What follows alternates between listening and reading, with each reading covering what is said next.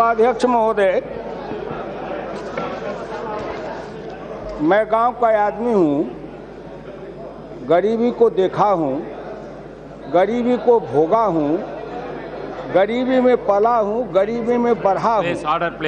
मैं केवल उपन्यास की बात नहीं करता और कोई आंकड़े का खेल नहीं मैं करता।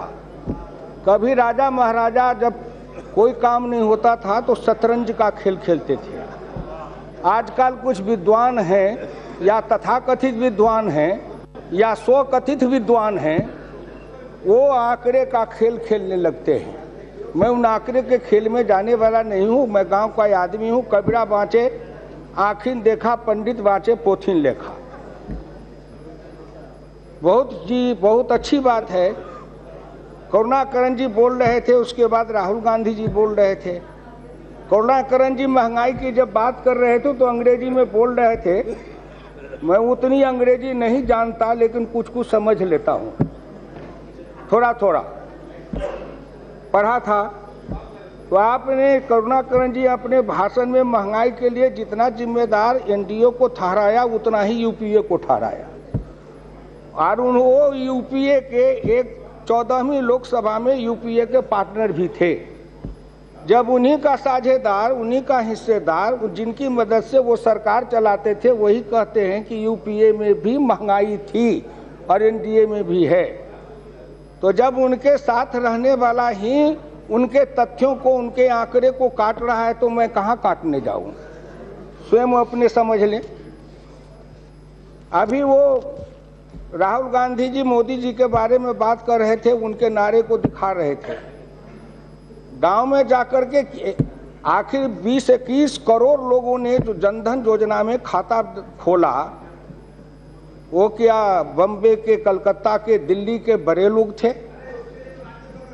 वो इतने लोग खाता खोले, 30,000 32,000 करोड़ रुपया गांव के गरीबों ने जमा किया। आखिर उनके वाणी में आवाज है। अरे सुनो,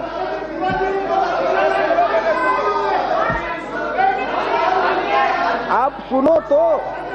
अच्छा एक बात सुनो, आप राहुल गांधी जी बोल रहे थे तो कोई हल्ला कर रहे थे, हम तो शांति से सुन रहे थे। और जो आदमी तथ्य में, तर्क में, सत्य में कमजोर होता है, वो अपने हल्ला के जरिए सत्य और तथ्य को छिपाना चाहता है। ये लोकतंत्र का नियम है। आप सुन लीजिए, हमारे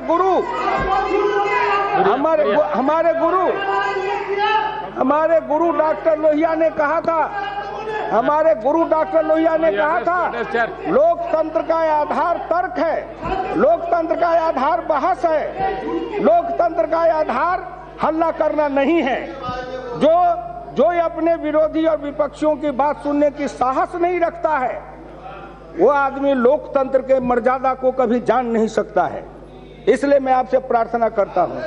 आंकड़े की बात कर रहे थे, अभी मैं आपसे कहना चाहूंगा कि कभी लोकसभा में 6 सितंबर 1963 राष्ट्रीय आय का वितरण पर बोलते हुए डॉक्टर लोहिया ने कहा था, और उस बात को मैं समझता हूँ, जानता हूँ। उन्होंने कहा था, अंकशास्त्री और अर्थशास्त्री दो विषधर की तरह है, और बीन जिस तरह की बजाओगे उसी तरह से वो नाचेगा, नाचने लगेगा। और अगर बीन बजाना ही नहीं जानते हो तो फिर नतीजा क्या निकल सकता है? आप अपने बीन बजाए, आपके बीन पर वो नाचा, आपके बीन पर वो नाच दिखाया था, जिसमें कौन बना या नहीं बना।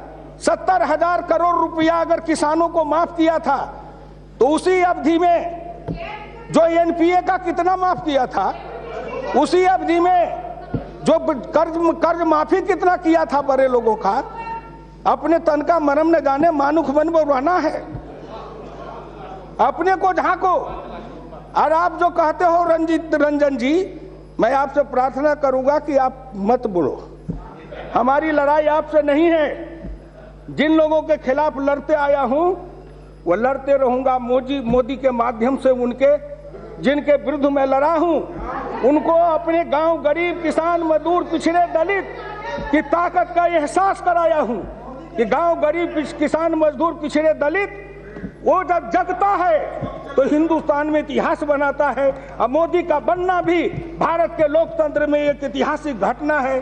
जैसे गांधी के नेतृत्व में आजाद भारत लाके अंग्रेज को हटाना एक घटना था, वैसे ही मोदी के नेतृत्व में कांग्रेस को हटाना भी एक ऐतिहासिक घटना है, जो तथ्य है, जो सत्य है। इसलिए आपसे मैं बोलिए, कहिए, आपके लिए मैं बैठ सकता हूं। आपकी तो इज्जत हम बहुत करते हैं, लेकिन आपका जो राजनीति पलट गई है, जो अंतर हो गया है।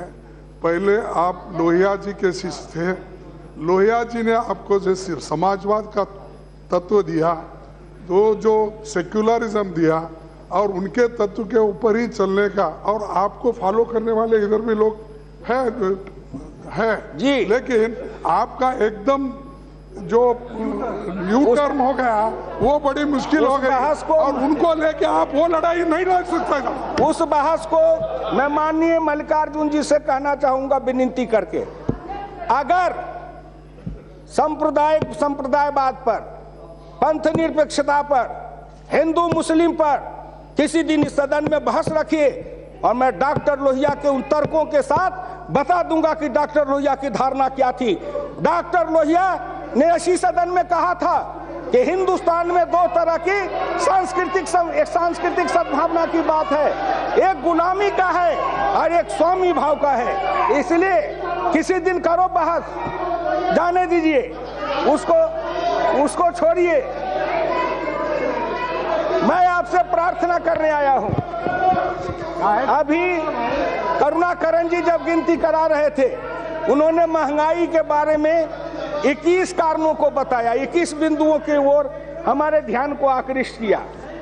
मैं जानना चाहता हूं कि आखिर ये डीजल और पेट्रोल की कीमत तो बढ़ते रहे हैं उनके राज में भी, और वो भी तर्क देते रहे। मैं 15वीं लोकसभा में उधर से दूसरी पंक्ति में बैठ करके बहस करते रहता था, तर्क देते रहते थे। लेकिन मैं पूछना चाहता हूं कि आखिर डीजल और पेट्रोल से जो भी पैसे बचे, या जो भी कर लगा करके बचाया, सरचार्ज लगा के, उस पैसे को पहली बार प्रधानमंत्री मोदी ने उस पैसे को क्या किया?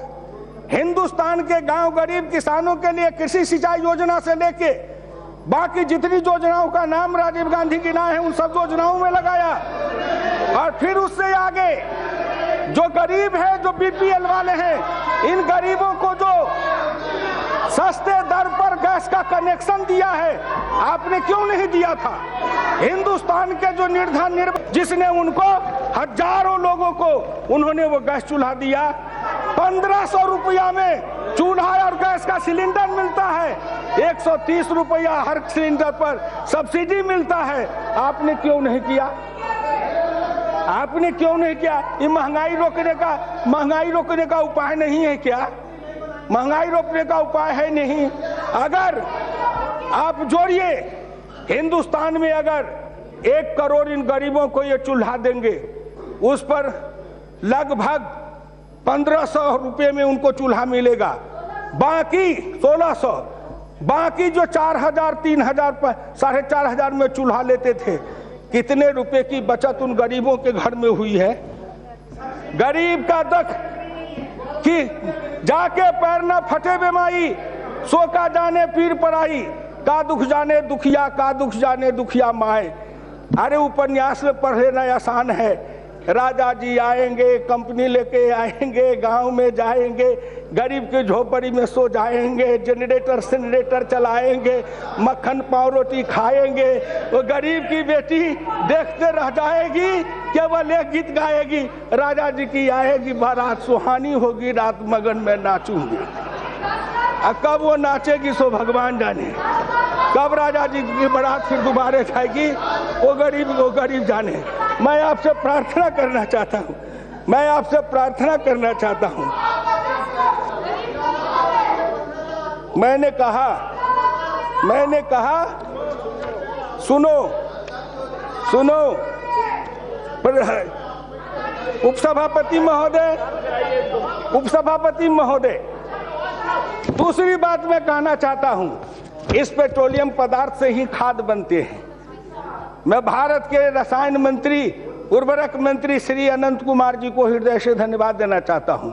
मैं गया था, उनके पीठ थपथपाया, उनके बाह को पकड़ा, हमने कहा डॉक्टर लोहिया के सपना को आपने साकार किया है। एक कभी आपने जो डीएपी पर कीमत कम की गई, उसको आपने कभी देखा? आपने कभी नहीं देखा। इसलिए मैं आपसे प्रार्थना करता हूं, 250 रुपया प्रति बोरी पोटास, 125 रुपया डीएपी और मिश्रित खाद पर 50 रुपया।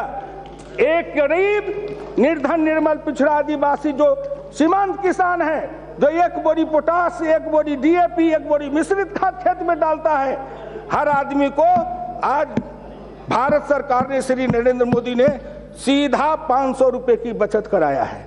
एक आप कहते हो कैश ट्रांसफर, नरेंद्र मोदी को धन्यवाद है कि उन्होंने कहा पॉकेट ट्रांसफर, कि बैंक में कहा तुम्हारा पैसा जाएगा, तुम्हारा पैसा तुम्हारी जेब में रहेगा।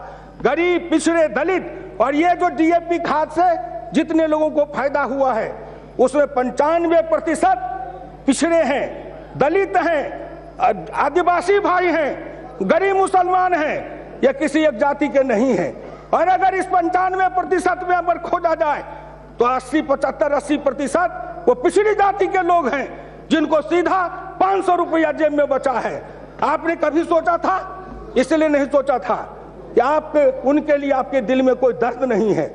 हमारे और नरेंद्र मोदी के दिल में इसलिए दर्द है कि हम उस गरीबनी माँ के पेट से जन्म के आए हैं, उस गरीबी को हमने देखा है, उस गरीबी को हमने भोगा है। आइए, मैं आपसे प्रार्थना करूंगा, डॉक्टर लोहिया ने इसी लोकसभा में श्रीमती इंदिरा गांधी से कहा था, 2 काम कर दो तो 5 साल तक मैं तुम्हारी सरकार को नहीं छेड़ूंगा। पहला काम कि गरीब के घर में जो औरतें हैं, धुआं से जिनका आंख खराब होता है, उनके लिए धुआं रहित चूल्हे का इंतजाम कर दो।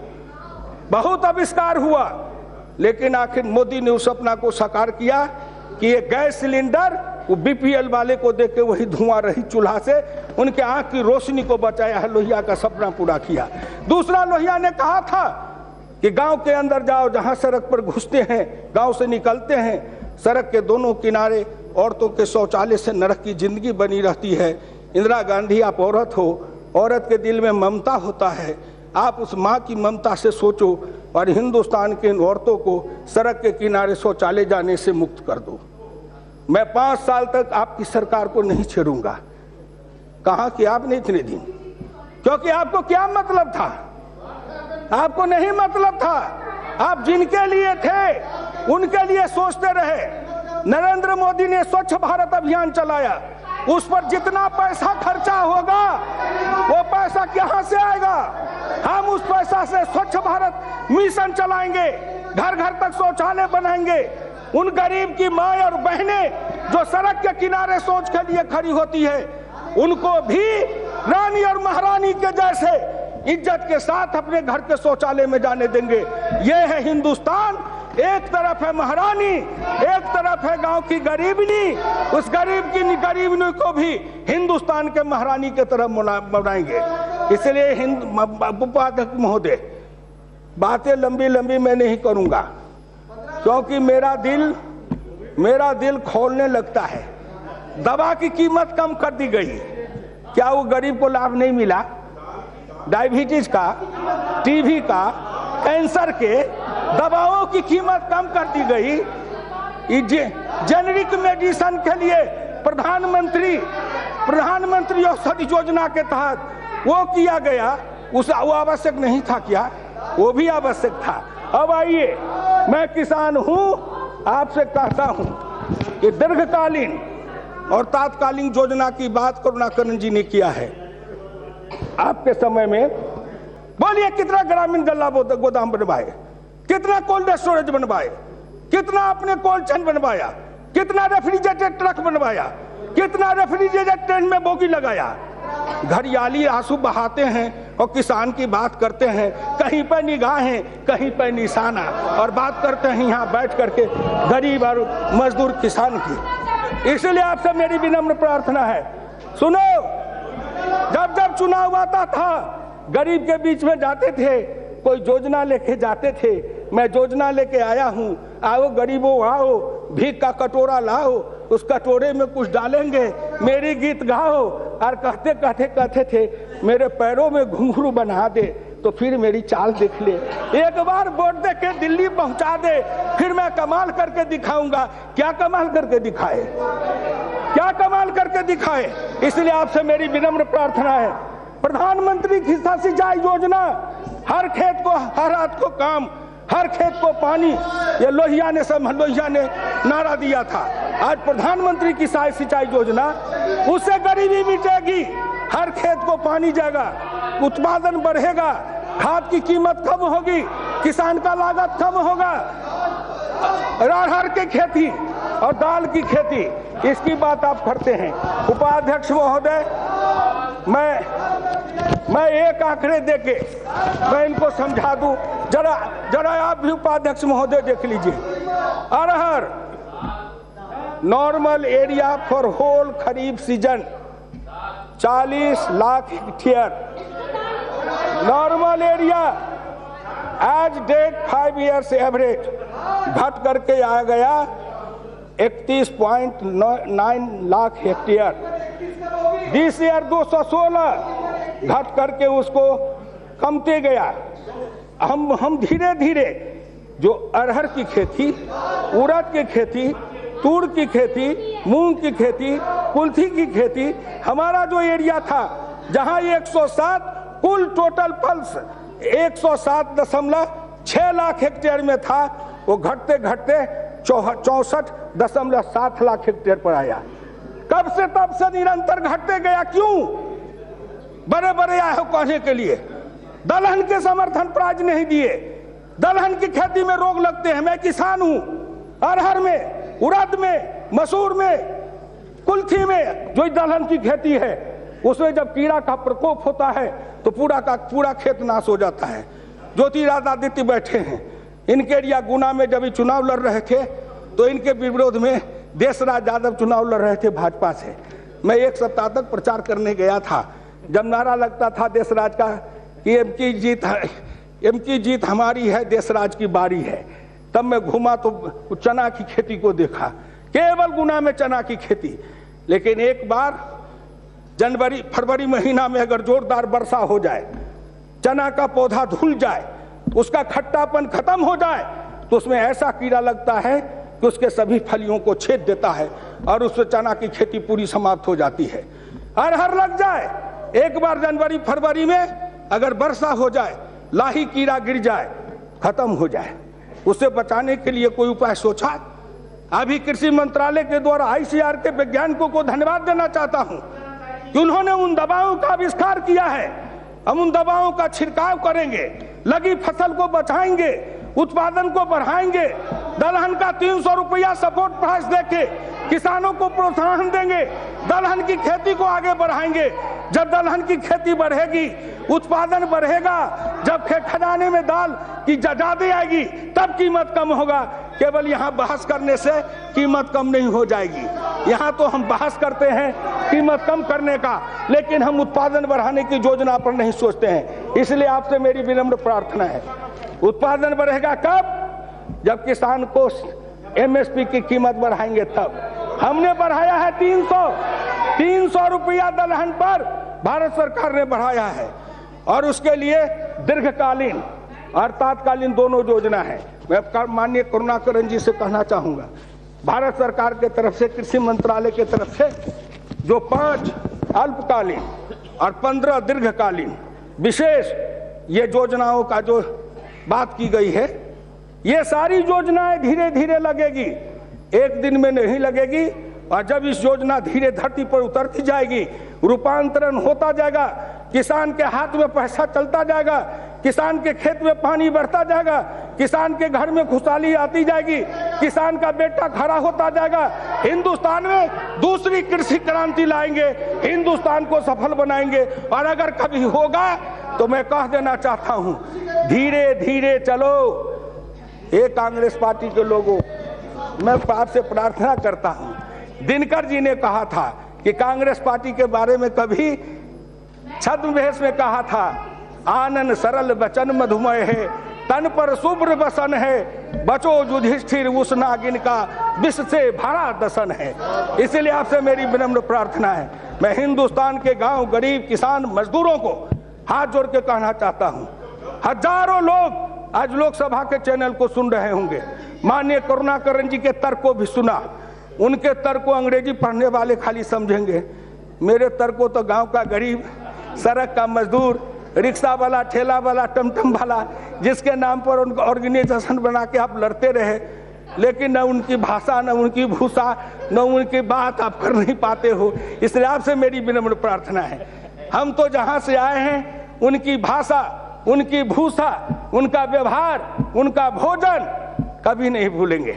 इसलिए मैं हाथ जोड़ के हिंदुस्तान के गांव, गरीब, किसान, मजदूरों, उनसे प्रार्थना करता हूं, गांव, गरीब, मजदूर, किसान मिल के बनाएंगे हिंदुस्तान।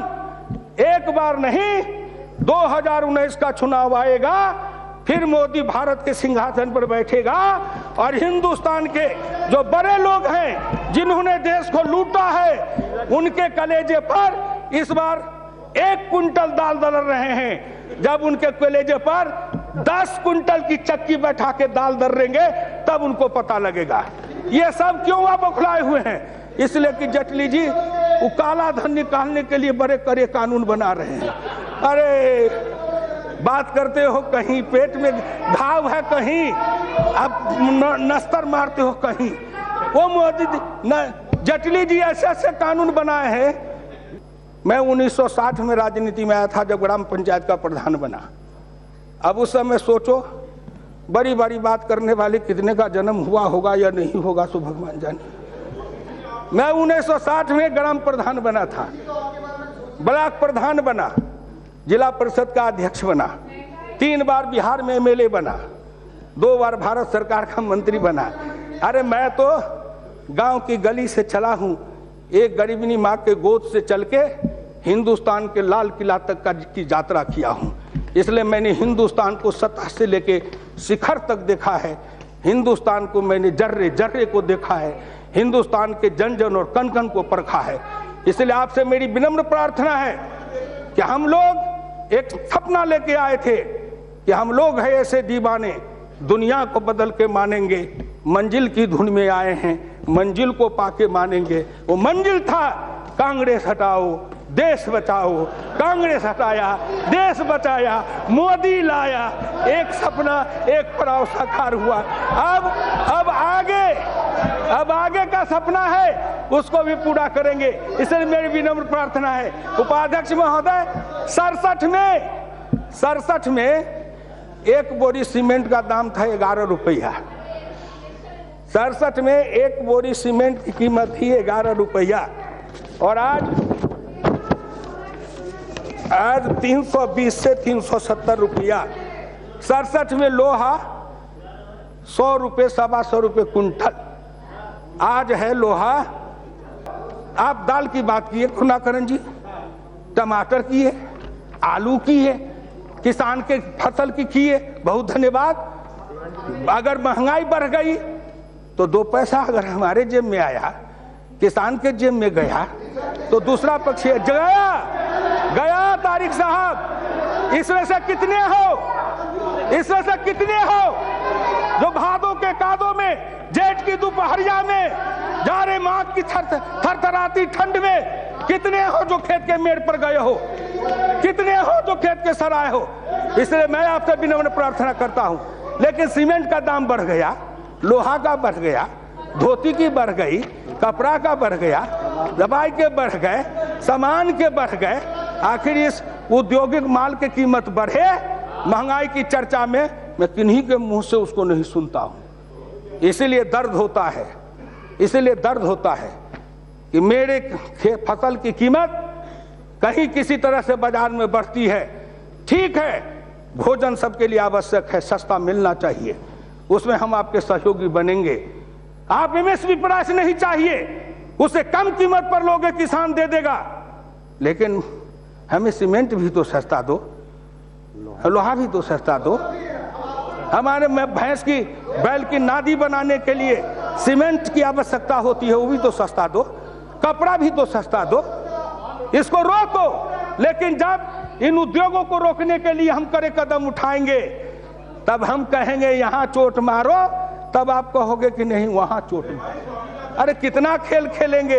एक बात समझ लीजिए, आप जितने भी खेल खेलोगे, आपके हर खेल के खिलाड़ी को मैं समझ चुका हूं। आपको इतना ही जानता हूं कि आप बड़े माहिर हो, बड़े माहिर हो। खिलाड़ी तो बदलते रहते हो, लेकिन अपना खेल नहीं बदलते हो। हिंदुस्तान में पहली बार खिलाड़ी के साथ साथ खेल भी बदला है। अब यह क्रम रुकेगा नहीं। हिंदुस्तान के गांव गरीब किसान मजदूर पिछड़े दलित सीना तान के उठेंगे और मोदी के नेतृत्व में ही नए हिंदुस्तान की रचना करेंगे। वो हिंदुस्तान की रचना जिसमें नकली फर्जी चेहरे वाले का कहीं नामो निशान नहीं होगा, और हिंदुस्तान असली भारत का निर्माण होगा, जो चौधरी चरण सिंह ने सपना देखा था। धन्यवाद।